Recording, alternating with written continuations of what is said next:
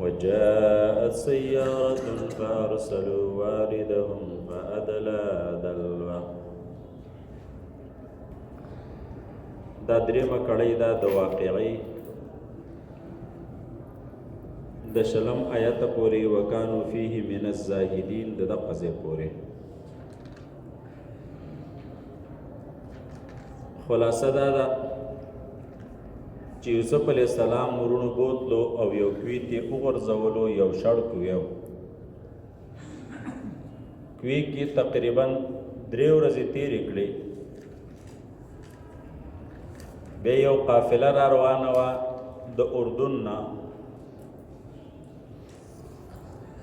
په دغه ځای کې پړاو واچاو، نو د کویت یې د اوبو دپاره څوک ولېږلو چې اوبه راوالي. نو هغه د کویت ته بوکه ور ځوړنده کړله. یوسف علیه السلام ته الله وحی وکړه، الهام یې ورته وکړو چې بس دې بوکه پورې ونښله چې د دې کوی نه وځي. بوکه پورې ونښتلو، را بهر شو.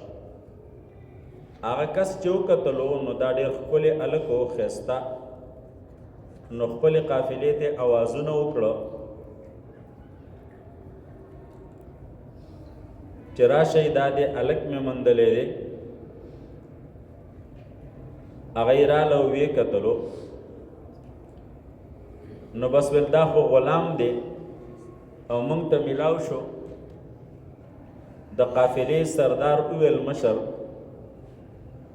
چې هلکه دا به زموږ د ټولو شریک وي او بس مصر ته به بوځو، هلته به خرڅ کړو. دغه ځای کې د یوسف علیه السلام وروڼه راغلل او قافلې والو ته ویل چې دا خو زموږ غلام دی، زموږ نه راتښتېدلی دی او دې کوي کې رانه پټ شوی. هغې ورته ویل بس واخلئ بوځئ چې ستاسو دی.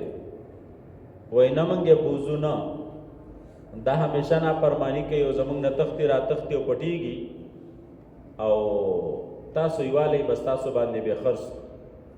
هغې څه معمولي پیسې وې، څه سامان هغې ورله ورکړو او یوسف علیه السلام یې بې باندې خرڅ کړو. هغې د ځان سره بوتلو مصر ته، بیا په مصر کې خرڅ کړو. څنګه چې د تجارت نور سامانونه خرڅول دغه شان غلامان، نو یوسف علیه السلام یې پکې خرڅ کړو.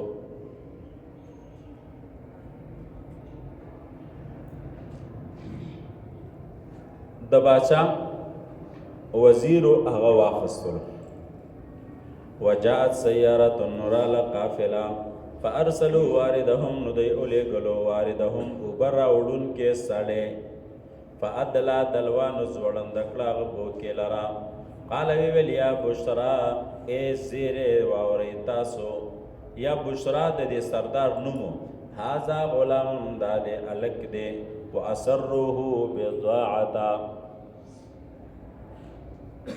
پټې کړو دلره په سامان د تجارت کې، یا وی ګڼلو دلره یو سامان. والله علیم بما یعملون. وشروه بثمن بخس دراهم معدودا.